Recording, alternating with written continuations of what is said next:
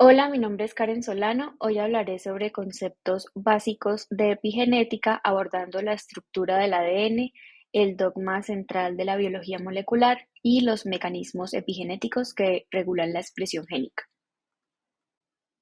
El ADN es la molécula en la que se encuentra la información genética en los organismos vivos, pero la regulación de su expresión puede ser altamente dinámica y va a depender de múltiples mecanismos moleculares. Entre esos está el proceso del dogma central de la biología molecular, pero también la epigenética permite la comprensión de cómo se da la regulación génica, revelando que existen factores ambientales que pueden influir en dicha expresión, eso sí, sin alterar la secuencia del ADN. Es importante recordar que la estructura del ADN es una doble hélice que está compuesta por dos cadenas antiparalelas, una va en sentido 5' 3' y la otra en sentido 3' 5'. Están formadas por una columna de azúcar fosfato. Los nucleótidos van a estar unidos por enlaces fosfodiéster y las dos cadenas están unidas por puentes de hidrógeno entre diferentes bases nitrogenadas. Así, la timina se une con la adenina por medio de dos enlaces de hidrógeno y la guanina se une con la citosina por medio de tres puentes de hidrógeno. También en la segunda imagen se ve que el azúcar presente en el ADN es una desoxirribosa que va a carecer del grupo hidroxilo en el carbono 2, mientras que el azúcar del ARN es una ribosa que sí va a conservar este grupo OH.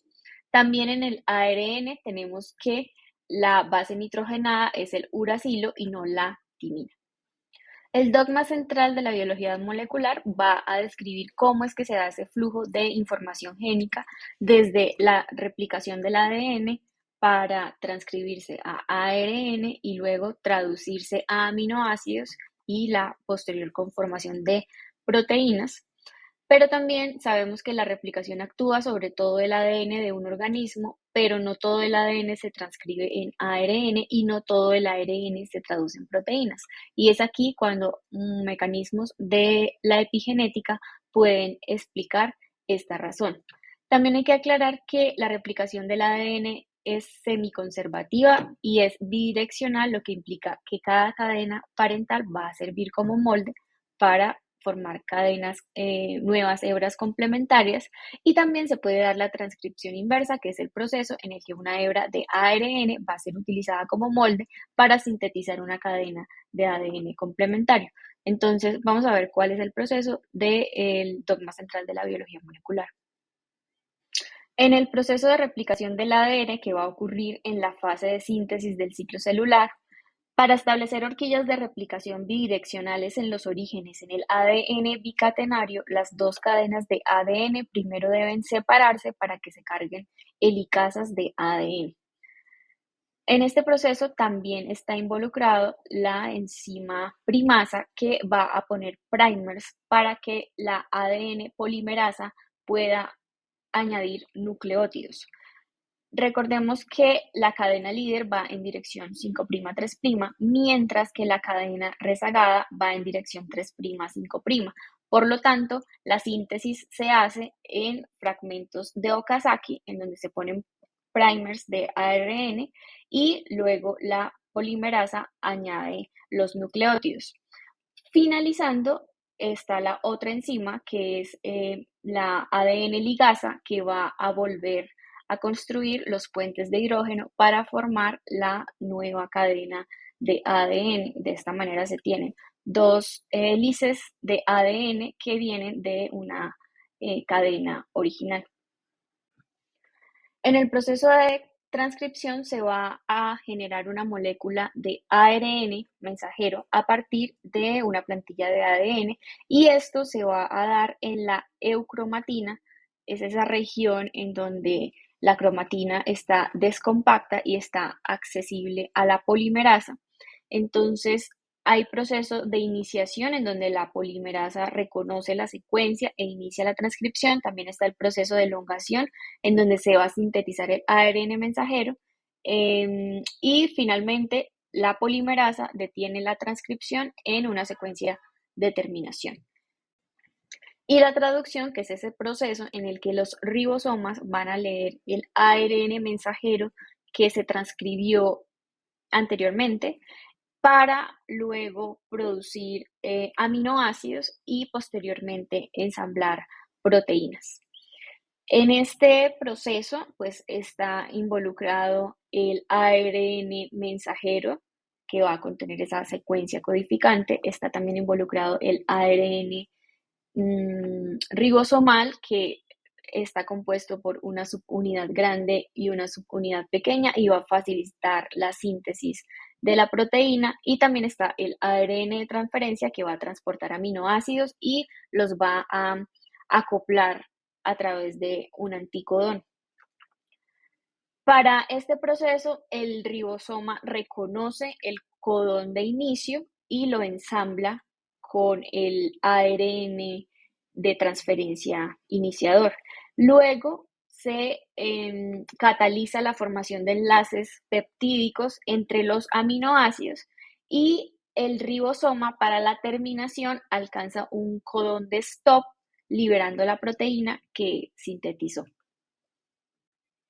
Ahora, en este proceso también pueden existir mecanismos epigenéticos que van a modular la accesibilidad a la información genética sin alterar la secuencia de ADN, afectando la expresión génica de manera estable. Sin embargo, como no hay una alteración en la secuencia de ADN, puede ser reversible.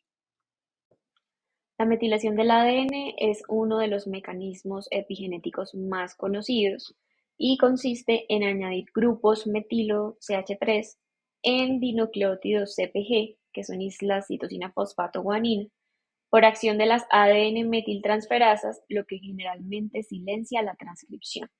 Estas islas CpG se van a localizar comúnmente en los sitios de inicio de la transcripción, y la metilación de CpG en regiones promotoras es un mecanismo que confiere un efecto de silenciamiento génico.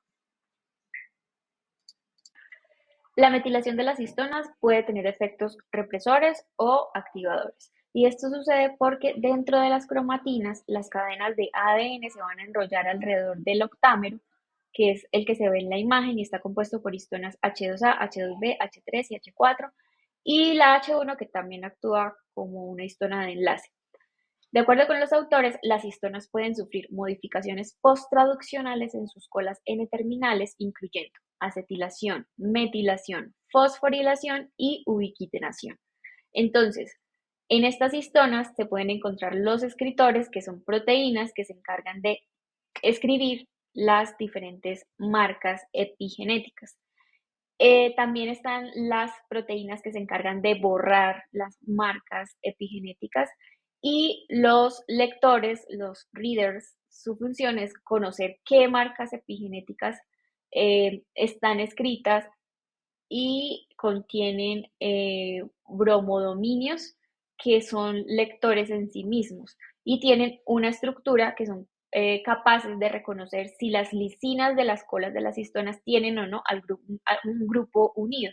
Cuando es necesario eliminar o colocar una marca epigenética, los lectores reconocen estas marcas, se encargan de llevar a los escritores o borradores donde sea necesario. Entonces, aquí queda clara la importancia de los readers o los lectores, porque gracias a ellos se puede reconocer todo tipo de marcas epigenéticas y por tanto modificarlas. La cromatina no codificante. La heterocromatina contiene un ADN que está altamente metilado, está condensado, las histonas están metiladas, está transcripcionalmente inactiva y por lo tanto es inaccesible a la polimerasa.